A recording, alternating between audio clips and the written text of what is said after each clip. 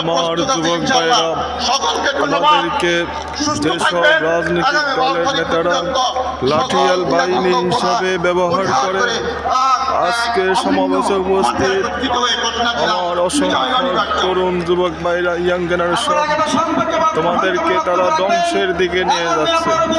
তোমাদেরকে বিভিন্ন লোভ দেখিয়ে, ক্ষমতার লোভ দেখিয়ে ফায়তারা করতেছে। আমি বলতে চাই, আজকের যুবক সমাজকে ধ্বংস করার জন্য বিভিন্ন রাজনৈতিক দলের নেতারা তাদেরকে লাঠিয়াল বাহিনী হিসেবে ব্যবহার করতেছে। আমার যুবক ভাইরা, তোমাদের মনে রাখতে হবে, তোমার দেহের এই রক্ত আল্লাহ পাকের নিয়ামত। তোমার জীবনের প্রতিটি সেকেন্ড আল্লাহ পাকের নিয়ামত। একদিন তোমাদের সকলকে আল্লাহর কাছে হিসাব দিতে হবে। যখন মানুষ মারা যাবে, আল্লাহ সকল মানুষের কাছ থেকে হিসাব নেবেন। আল্লাহ মানুষদেরকে উদ্দেশ্য করে বলবেন, ইকরা কিতাবাকা কাফা বিনাফসিকা ইয়াউমা আলাইকা হাসিবা। হে মানুষ, তোমরা জীবনে যা কিছু আমল করেছো, আজকে তোমাদেরকে আমি একটি কিতাব দিলাম।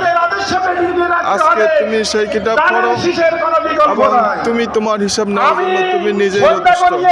তুমি কি জান্নাতে যাবা নাকি জাহান্নামে যাবা? আজকে যুবকদেরকে বিভিন্ন লোভ লালসা দেখিয়ে তাদেরকে জাহান্নামের দিকে নিয়ে যাচ্ছে। আল্লাহ বলছেন, আমি তোমাদেরকে দুটি রাস্তা দিলাম। একটি হলো ফারিকুল ফিল জান্নাতি ও ফারিকুল ফিস সাইর। মানুষ কোন পথে হাঁটতেছে? আজকে ইয়াং জেনারেশন ধ্বংস করার জন্য বিভিন্ন রকম রাজনৈতিক দলের জাতীয় পর্যায়ের নেতা যারা আছেন, তারা তাদেরকে ক্ষমতার লোভ দেখিয়ে, টাকার লোভ দেখিয়ে, সামান্য কিছু এইসব লোভ দেখিয়ে তারা আজকে ভোটে ক্ষমতায় বসার যুবকদেরকে লাঠিয়াল বাহিনী হিসেবে ব্যবহার করতেছে। আগামী নির্বাচনে যুবকেরা, আমার তরুণ ভাইরা, তোমাদেরকে দিয়ে তারা বিভিন্ন রকমের অপকর্ম, সন্ত্রাসী কর্মকাণ্ড করাবে। এই জন্য তোমাদেরকে সতর্ক থাকতে হবে।